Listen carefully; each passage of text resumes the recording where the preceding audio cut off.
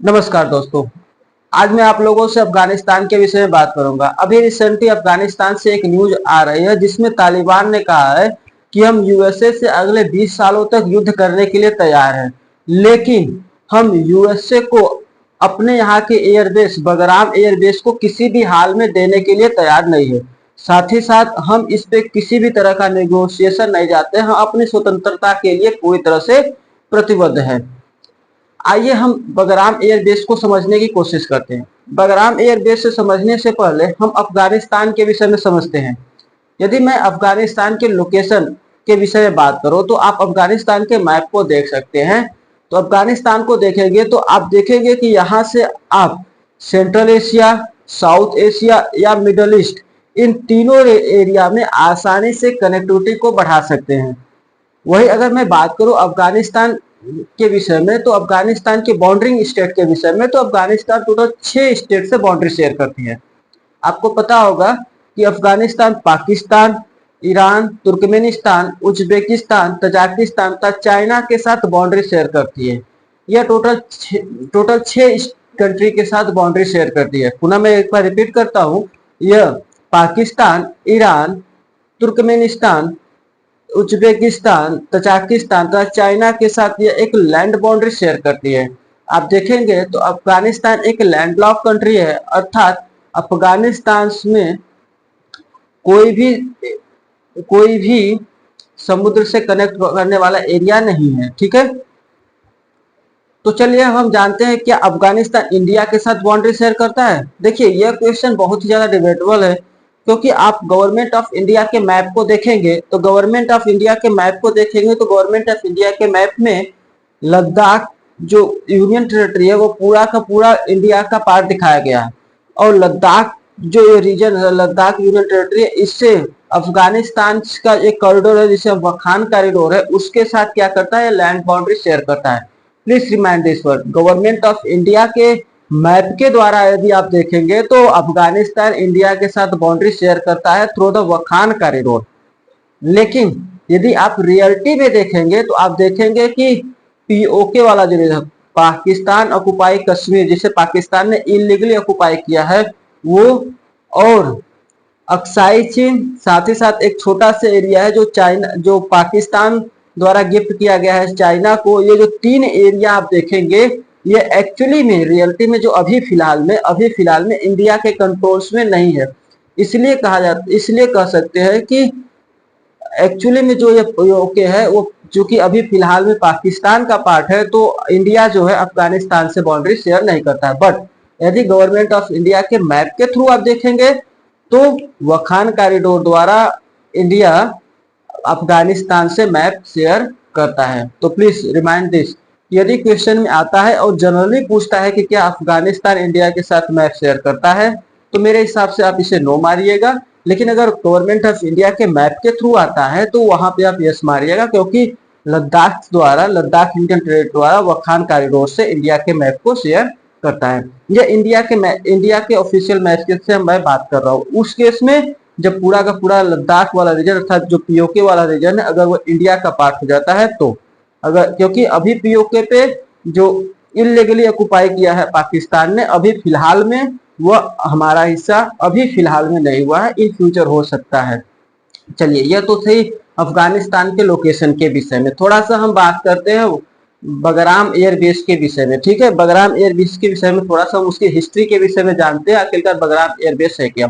उसे हिस्ट्री से जानने से पहले आप उसके लोकेशन के विषय में देखिए। तो बगराम एयरबेस अफगानिस्तान के परवाना प्रोविंस जो है, माफ करिएगा, परवान प्रोविंस है, परवाना नहीं, परवान प्रोविंस जो है उसमें यह स्थित है, उसमें यह पाया जाता है। यह जो काबुल है जो अफगानिस्तान की कैपिटल है उससे केवल 60 किलोमीटर की दूरी पे, अर्थात इसके कैपिटल्स के बहुत ज्यादा पास है। साथ ही साथ आप देखेंगे कि इससे थोड़ी सी ही दूरी पे चाइना का एक न्यूक्लियर टेस्ट साइट है लूर, उसके भी बहुत ही ज्यादा ये पास है। तो अगर लोकेशन वाइज देखेंगे तो ये बहुत ही ज्यादा इंपॉर्टेंट बेस है, एयर बेस है। ठीक है, अगर मैं इसके कंस्ट्रक्शन की बात करूं तो इसे बनाया क्यों गया था, तो देखिए इसे 1950 में सोवियत यूनियन ने अफगानिस्तान के हेल्प से बनाना स्टार्ट किया था। बाद में यहाँ पे सोवियत यूनियन का इंटरेस्ट बढ़ता गया और इसे और ज्यादा बिल्ड किया।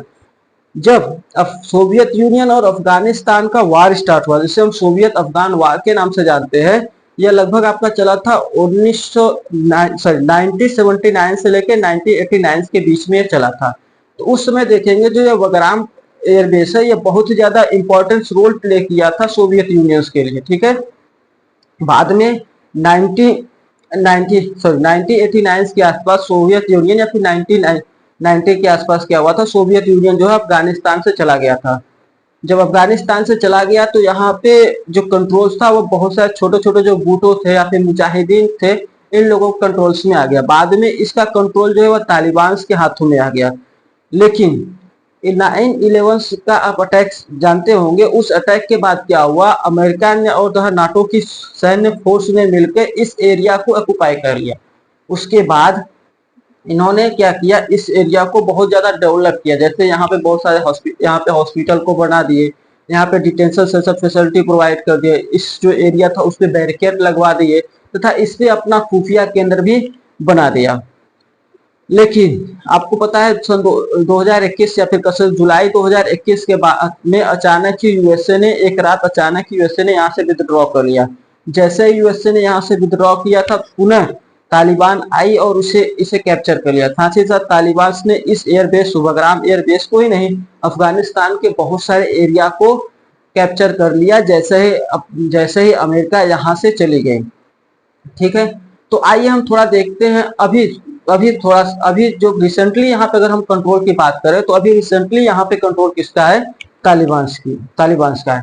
तो चलिए आइए हम थोड़ा सा न्यूज देखते हैं, न्यूज में इस चीज को लेकर क्या कहा गया। यदि आप एनडीटीवी के न्यूज को देखेंगे तो इसमें कहा गया है कि नॉट ए इंच अर्थात हम अपने एक भी इंच अमेरिका को देने के लिए किसी भी हाल में तैयार नहीं है। वही अगर आप देखेंगे द टाइम्स ऑफ इंडिया के न्यूज के देखेंगे तो वहां पे क्या लिखा है, नॉट 1 मीटर ऑफ लैंड, ठीक है, नॉट 1 मीटर ऑफ लैंड अर्थात हम एक भी मीटर की जमीन जो बखराम कॉरिडोर का है वह अमेरिका को देने के लिए तैयार नहीं है।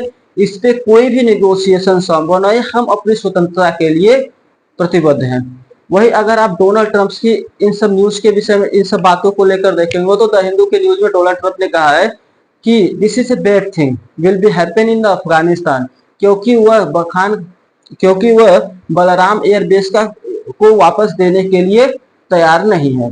चलिए अब हम जानते हैं आखिरकार डोनाल्ड ट्रंप बलराम एयरबेस को लेकर इतने ज्यादा प्रोत्साहित क्यों है, वो सॉरी माफ करिएगा, इतने ज्यादा चिंतित में क्यों, या फिर उससे बखराम एयरबेस को वो क्यों लेना चाहते हैं, थोड़ा हम इस विषय में समझते हैं। थोड़ा इंपॉर्टेंस हम बगराम एयरबेस के विषय में जानने की कोशिश करते हैं, ठीक है।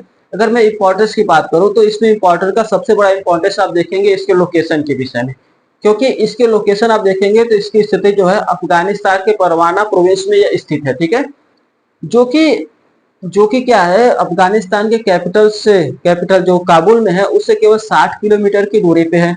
साथ ही साथ जो चाइना का एक न्यूक्लियर टेस्ट साइट है, वो न्यूक्लियर टेस्ट साइट है लूरनूस, उसके भी बहुत ज्यादा पास स्थित है। अर्थात अगर आप यहाँ पे कंट्रोल करते हैं तो चाइना के इस न्यूक्लियर टेस्ट साइट की निगरानी आसानी से कर सकते हैं। साथ ही साथ यदि आपका इस एयरबेस पे कंट्रोल होता है तो आप यहाँ से central Asia, middle east Asia या फिर साउथ एशिया में भी आराम से अपनी निगरानी तथा कंट्रोल्स को बढ़ा सकते हैं। वही अगर मैं इसकी साइज की बात करूं तो अफगानिस्तान की सबसे बड़ी सैन्य अड्डों में से एक माना जाता है, क्योंकि यहाँ पे आप देखेंगे 2 रनवे है जहाँ पे बहुत बड़े बड़े एयरक्राफ्ट को आसानी से लाया जा सकता है। एग्जाम्पल के लिए आप देखेंगे यहाँ पे B-52 एयरक्राफ्ट को आसानी से लाया जा सकता है। वही यहाँ पे थाउजेंड्स ऑफ ट्रूप्स को भी आसानी से डिपॉजिट किया जा सकता है, ठीक है। वही अगर मैं चाइना के रिस्पेक्ट में इसमें बात करूं तो देखिए चाइना का अपना बेल्ट एंड रोड इनिशिएटिव होता है, उसे भी कंट्रोल करने के लिए इस एयरबेस की बहुत ज्यादा जरूरत पड़ती है। वही अगर मैं बात करूं तो चाइना की जो आप देखेंगे, मैंने अभी पहले कहा कि चाइना की एक न्यूक्लियर टेस्ट साइट है उसको भी अगर निगरानी करनी है तो उसके लिए भी इस एयरबेस पे यूएसए का कंट्रोल होना बहुत ही जरूरी है या फिर इम्पोर्टेंट हो जाता है। वही अब हम अगर बात करें इस समय के जो जियोपॉलिटिकल इशू चल रहे हैं, रिलेशन चल रहे हैं, तो आप देखेंगे क्या हो रहा है, इस सब इशू के वजह से अब इंडिया जो है वो बहुत ज्यादा क्लोज होने जा रहा है चाइना की तरफ।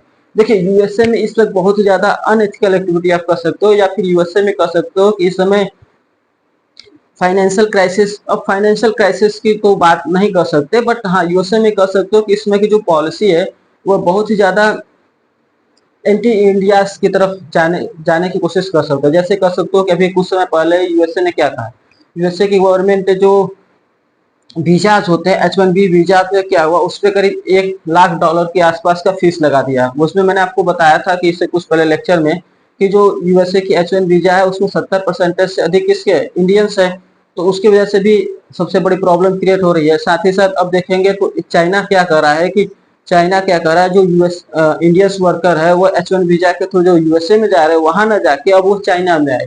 चाइना अब उन्हें के वीजा प्रोवाइड कर रहा है, जिसके तरह वो कर रहा है कि नहीं वो आके हमारे यहाँ काम कर, अर्थात अब देखेंगे तो सिनेरियो ये हो गया है कि इंडिया यूएस का रिलेशन थोड़ा दूर हो रहा है, वही चाइना और इंडिया का रिलेशन थोड़ा सा पास आ रहा है। चलिए ये सब चीजें तो चलती रहेंगी। मैं आपसे एक क्वेश्चन पूछता हूँ कि अभी जो रिसेंटली H1B1 वीजा है वो किस कंट्री से रिलेटेड है, इंडिया से, चाइना से, पाकिस्तान से या फिर यूएसए से। अगर यदि मेरा आपको ये लेक्चर अच्छा लगा हो तो प्लीज सपोर्ट मी, और साथ ही साथ मैं आपको बता दूं कि मैं आपको दो लेक्चर प्रोवाइड करता हूं, एक सुबह 8:30 बजे, एक सुबह माफ करिएगा, एक सुबह 8:30 बजे, वही एक शाम को 8:30 बजे। यदि आप ऐसे न्यूज और रिलेटिव को देखना चाहते हैं विद द पॉइंट, तो आप मेरे लेक्चर को सब्सक्राइब कर सकते हैं और साथ ही साथ मुझे सपोर्ट कर सकते हैं। क्योंकि ये मेरा स्टार्टिंग है, अभी मैं पढ़ा रहा हूँ तो थोड़ी बहुत प्रॉब्लम हो रही है। फ्यूचर में मैं थोड़ा सा और अच्छा पढ़ाने की कोशिश करूंगा। Thanks for watching.